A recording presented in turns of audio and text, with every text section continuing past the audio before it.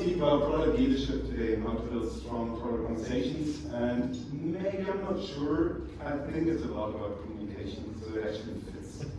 And I want to start by sharing with you a personal experience that's etched deeply in my memory. It's years ago that I was working as a freelance product manager myself. And as part of this job, I had to join new companies every now and then and had to work with new teams. And this one time I want to speak about was a new team in a big company, and we built a large product which is used by millions of people every other day. And I was responsible as a product manager for one team that was in the heart of that organization. So there was quite some heavy responsibility on our shoulders in that team. And it was my first week, and I had my daily morning routine. I guess everyone who's working in product here has the very same early morning routine. Show hands who's visiting dashboards first day in the morning. Not too many, so there's some potential in the room. So that was what I did every morning, and had plenty numerous dashboards to check. And towards the end of the first week in that new team, I realized, oh, there's something terribly going wrong on the iOS platform. There seemed to be something definitely not okay with the purchases. And I guess as a product manager, you need to get nervous when this happens, right? So there's something large happening on production, and you realize, oh my God, it's my first week here, and it's such a problematic situation. But I looked at my watch, and I realized, oh, thank God, it's only like 2 minutes to go to the day's stand-up. And I was looking forward to sharing what I found with my team, because I thought, well, I'm in a product team, I'm gonna get help. Because that's what we build teams for, right? If we wouldn't help each other, we would call that just a group of people. If we are able to help each other, we call it a team. So I was going to the stand-up, and I was waiting in line, getting nervous until it was my time to finally speak up. And when it was my time to speak up, I started sharing what I found. I said, well, one for many KPIs on iOS, we've got a negative trend there, but it looks like something is going terribly wrong. And while I was speaking, I was getting more and more nervous, because I realized no one in this room cares. And I was looking into the eyes of each and every one in that room searching for help, and I stopped speaking. And when I made eye contact with my senior engineer, she finally spoke up. And she said, well, Toby, come on, you are the PM, right? That's your KPIs, why should we care? Boom. You can imagine that was a big bummer for me. It was not quite the help I was looking for. So it took me a while until I managed to reflect that situation, and I started to talk to each and everyone in the team individually. I also spoke to some people around that team individually. And what I found is, I learned about the previous PM first of all. And the previous PM was someone who just didn't care about tech. All he cared about was shipping features. And guess what? The senior executives of that company, they celebrated him for doing that, and he took all the credit. So the engineers in the team, they started getting louder and louder, the tech debt is piling up. And they promised that one day shit will hit the fan. But nobody listened. So they disengaged completely. And as a result of this, business became an early bird in that team. And unfortunately, over the years, I've seen more and more teams like this. Teams which are in this continuous fight of the crazy business versus the lazy tech. And you can put other disciplines in here. I'm talking about the fights we have in between the disciplines and the gaps we have. And I was asking myself over the years, where the hell is that coming from? I mean, we do have cross-functional teams. We should collaborate, don't we? And I realized, well, most of the times, if not always, it is just the result of bad leadership. And that's why I want to speak about product leadership today to you. And I want to share with you the two key ingredients which I found are essential in order to build strong product teams and strong product organizations. But it wouldn't be a cliffhanger if I would share them now. So bear with me just for one other thought, because I think it's important before we dive into this that we reflect again what are strong product teams. And strong product teams, I guess these words will resonate with you because I guess most of you have read and followed Freudenreich. So from my understanding, strong product teams are those who manage to continuously provide value for our users and customers in ways which are beneficial for the business. And especially the last part is important, and we must not forget about that. We are there to ship value for the users, for customers, in ways that are beneficial for the business. And in order to do so, we need to continue to mitigate the 4 big product risks. I bet you know these already, but just to remind us, we need to manage the value risk, the usability risk, the feasibility risk, and the desirability risk, the viability risk, sorry. And with viability risk, I explicitly mean business viability, but also legal viability and ethical viability. Especially ethical viability, I feel is getting more and more important these days, because, I mean, it's not long to go until we get 2023, so we should care about ethics. And in order to manage those 4 big product risks, we build cross-functional teams. Because this way, we want to manage these 4 big product risks in parallel. We want tech to join the conversation in order to bring their expertise to the party regarding feasibility, while our UX designer speaks about whether or not something's usable. And we all together have in mind that it in the end needs to be valuable, and we're going to discuss around that. And for sure, the product manager needs to keep viability in mind and needs to make sure that in the end it's a sustainable business model coming out of this. Because guess what? It needs to be a sustainable business model. At least when you do that as a profession, when you do that as a hobby, you can ignore this fact.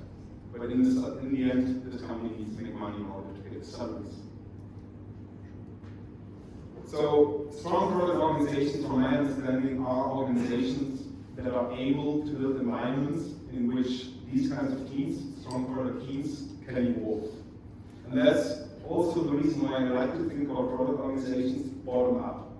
I like to start thinking about the team, the product team, and reflect what does such a team need in order to become a strong product team. And everything we build in that company around company structure, hierarchies, processes, they should serve this purpose. And the question, what do we need in order to build, in order to let strong product teams evolve, that should be the guiding question for every leader in the product organization. And that's the crucial role of leadership in the end, to build these environments. In order to build these environments, there are these 2 ingredients I promised you to share today. And these 2 ingredients, from my understanding, are clarity of direction and strong individuals. Clarity of direction and strong individuals. So let's dive a little bit deeper into the first one. It's always good to start with the first one first, right? So clarity of direction, what does that mean? Well, back in the days in that team, I shared with you the experience. From talking to each and everyone individually, I realized, well, actually, there is clarity of direction. Everyone in that team has clarity. The engineers were going to engineering meetings every week, and they discussed the priorities of tech initiatives. It was super clear for them that first priority is to modularize the code base. The UX designer also had clarity. Actually, I spoke to the head of UX back then, and guess what the head of UX told me what their strategy was? He said, I'm here to make UX the most powerful discipline in that organization. Because only then he was convinced this company will achieve its goal to be truly user-centric. Wonderful strategy to have. And yes, I had clarity as well. I used to PM, I joined numerous business meetings where we talked numbers. We spoke about the current product performance, about the trends, we spoke about the targets and whether or not we are on target and what to do to counterbalance if we are not. So there was clarity. Everyone in this team had clarity. We all had clarity, our very own clarity. And that is the big problem. Is this cacophony of voices in product organizations that lead to teams fighting for their individual disciplines goals instead of joining forces to achieve something bigger together. And I see that happening in many companies out there. Companies where we have tech strategy, UX strategy, and product strategy competing over each other. Where we have a constant battle between the disciplines waged by those who are responsible for each discipline. And I can only guess what the reasons are, but I guess it's ranging from defending one's claim to power to just shying away from complex alignment processes. But the result every leader needs to realize is that these leaders behave as if they were still responsible for teams and functional organization. And they forgot to reflect how to adapt their approach to leadership in a cross-functional setup. Because I think we need a radical different approach to leadership in a cross-functional organization than we need in a functional organization. And this change of leadership must happen, and I think what we need to do, what we need to apply in leadership is what I call cross-functional leadership. And what does that mean? So cross-functional leadership, from my understanding, is the art of joining forces on leadership level already. We need to live the very same collaboration we expect from the team members to happen in the team. So we need to give a good example by putting our heads together and join our product vision and strategy, and in the end being able to communicate at one voice to the product teams. And therefore, leaders need to demonstrate ownership. They need to demonstrate ownership by caring about all the four big product dimensions: feasibility, valuability, viability, and usability. And it shouldn't matter which discipline your home base is. Every leader should care of all the four product dimensions.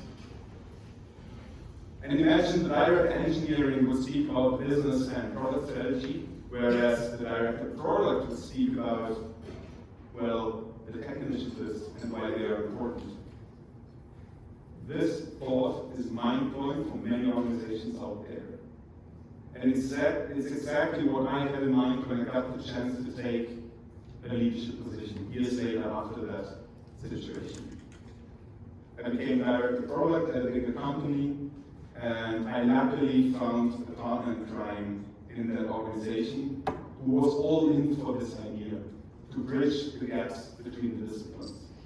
And we established what I call nowadays role, and I cannot pronounce it, role reverse communication.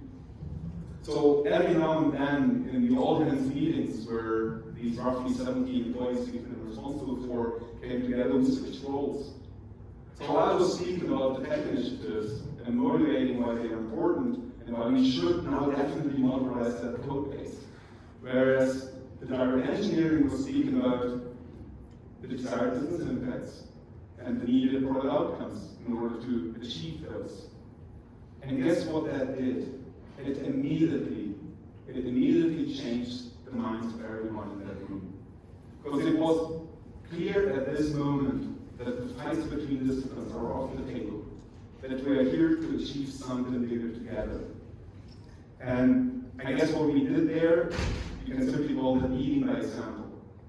And leading by example, I don't care whether you are in a disciplinary leadership position as a head of product somewhere, or if you are in a product team, being a lateral leader for your team. Leading by example is always the most powerful tool you have in your toolbox. If you want people to follow, make sure you are a good example. But for sure, there's more aspects to it if you want to really establish cross-functional leadership. And I want to share a few more. which I've identified. And the first is super basic again, but it's missing a lot up there. We need to spend time together. If a leadership team wants to grow together and really wants to become a team across the disciplines, they need to spend time together.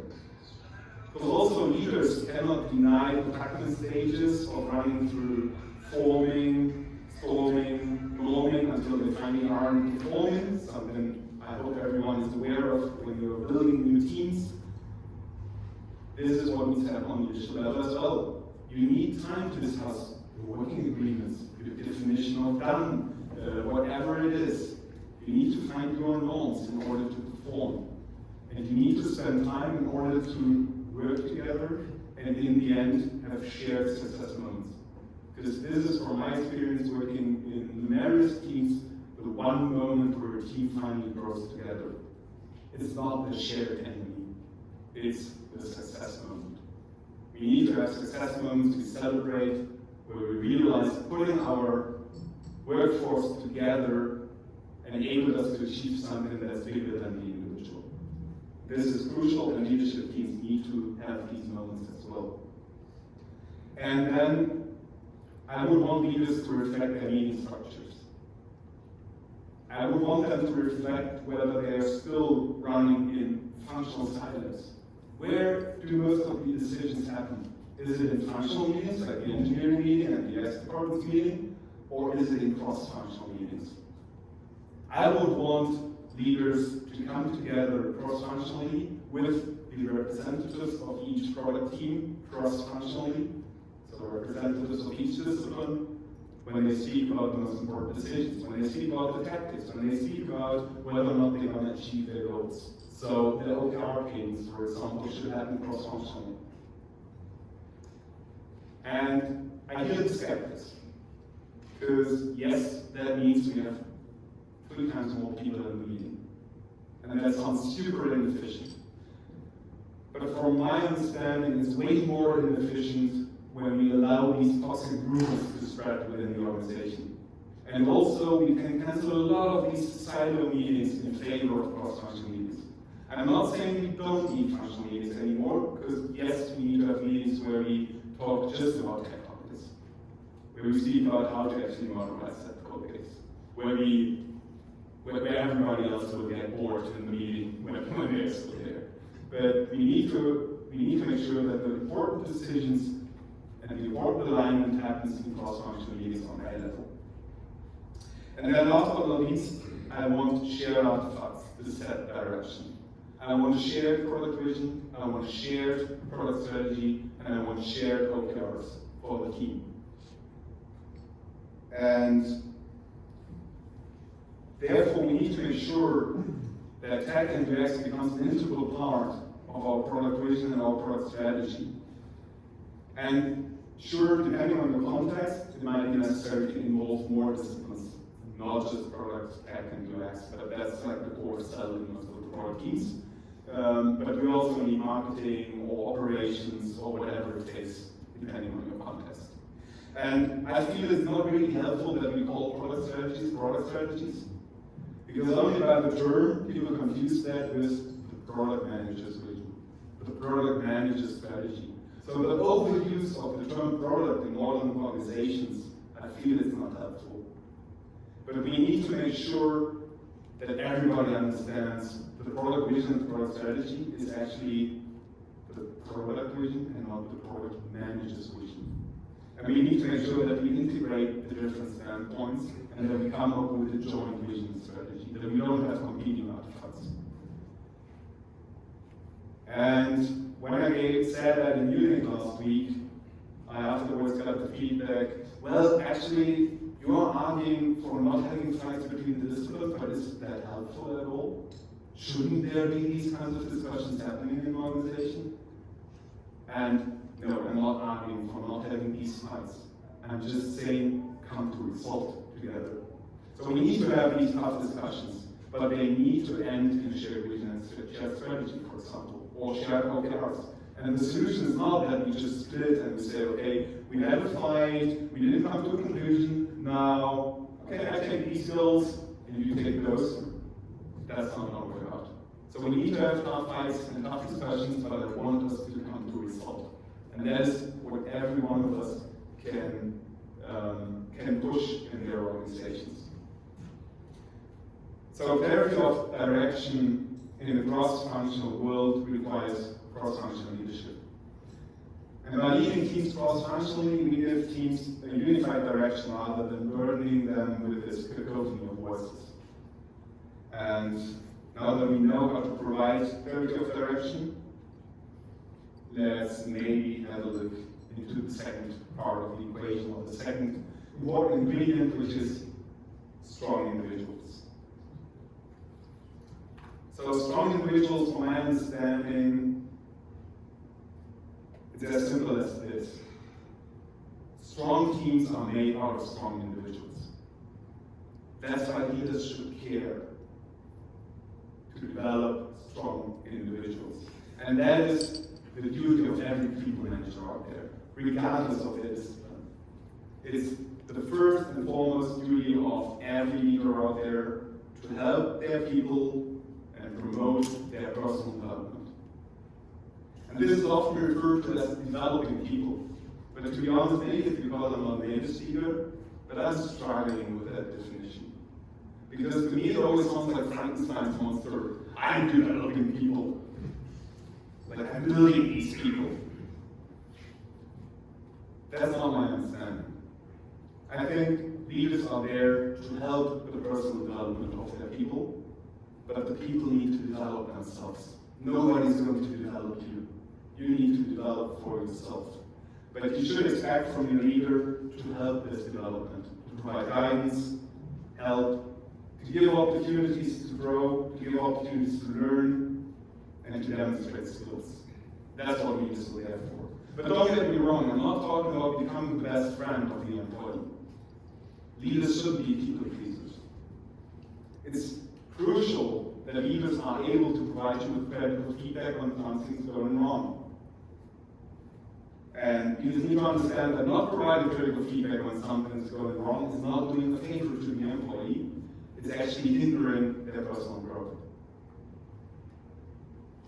So when you shy away from giving critical feedback, maybe you want to reflect to go not to a people management career, but maybe to a principal track, for example. Because in the worst case, it's also the role of every leader to manage people out when they cannot fulfill the role, when they don't have the potential to fulfill the role. And that is tough. But it's important because leaders are not there to please their people. They are responsible to build a strong system. And when there's someone in a role which he or she can't perform in, then yes, we need to manage these people out, or the organization find a spot which is better fit for them. Because we are responsible for the system. And yes, that is super hard in some situations, but I guess that's one of the reasons why they get such high salaries in leadership positions. So now, let's become a bit more tangible. So where to start in order to support the personal development? I think it has to start at one defined point always, and that is finding the definition of good. Every leader has to understand what good looks like in the job role they are responsible for. So that's where it needs to start. And this means way more than just speaking about which tasks someone has to fulfill. We need a way more holistic view on the job role. We need to understand which personality traits, which behaviors, which skills, and which expertise is needed in order to perform in that role. Because it's not good enough to just have the best skilled people in the team. Because we already saw that being successful in a cross-functional team means that I need to push others together with me for success. So we need team players and not ego shooters. And that's the same in sports, right? You cannot just hire the best paid players in order to have the best team.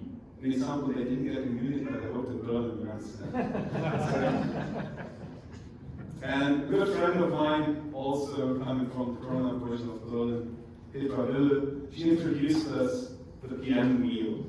And the PM wheel is a spider diagram coming with 8 dimensions. Petra has identified being the growth dimensions for each and every product manager.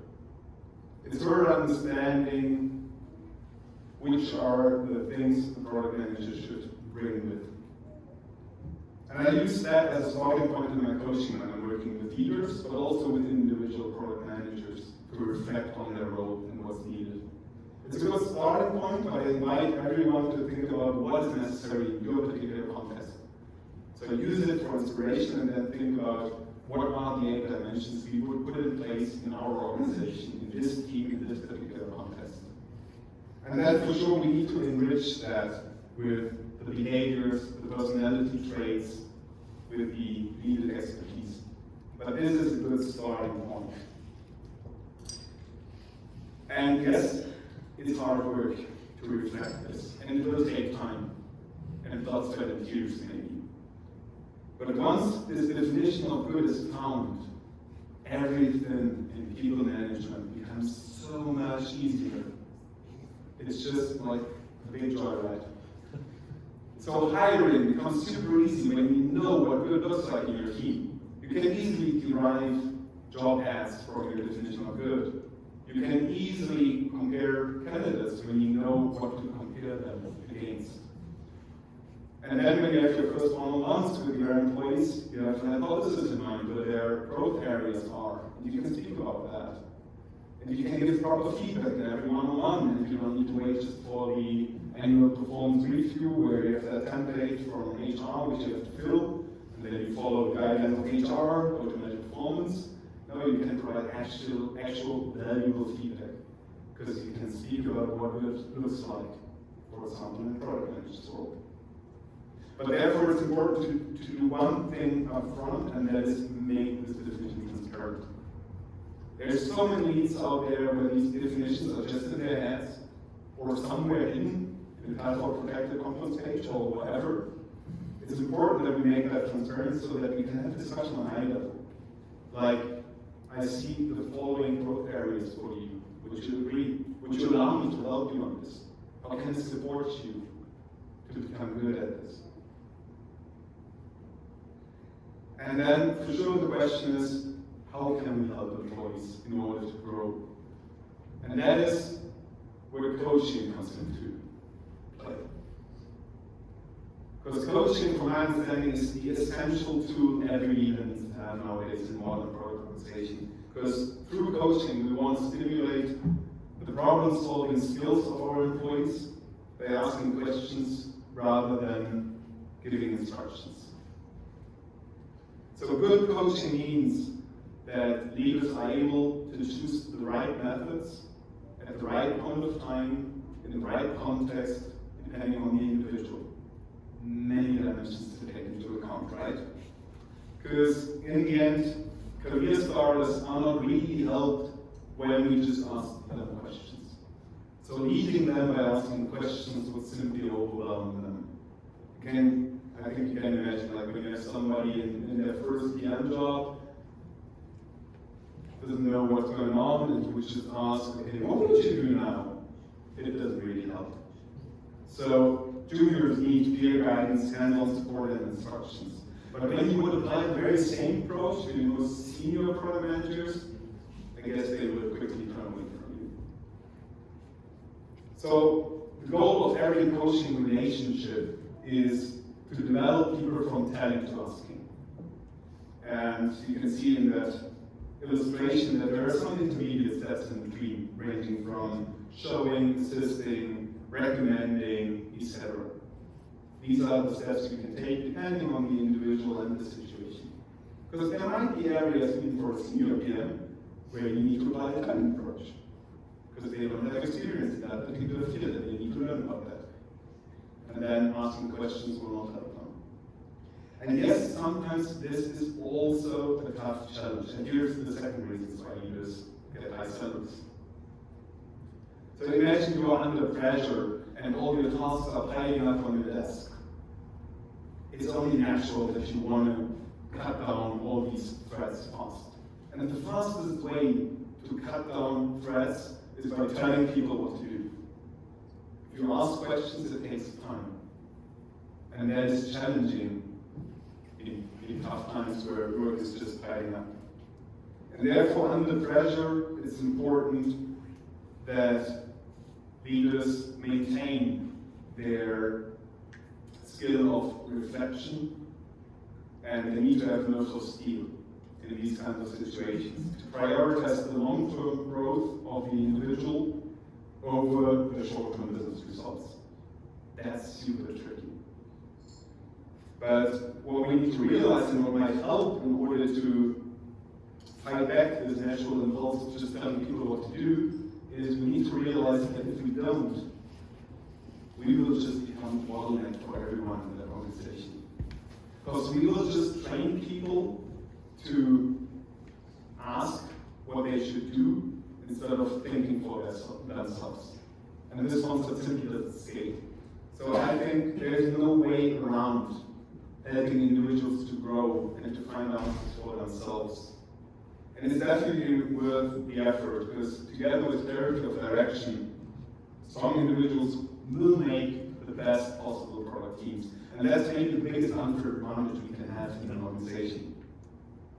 So these two ingredients, they will prevent, hopefully, future PMs from standing and stand up and hearing the sentence, these are your KPIs, why should we care? So if you are in a product leadership position yourself, or you are aspiring to become one, please make sure you apply cross-functional leadership to give clear guidance, clear direction to the entire product team, and not just to your discipline, and make sure you become the best coach your employees can imagine in order to empower strong individuals. Thank you.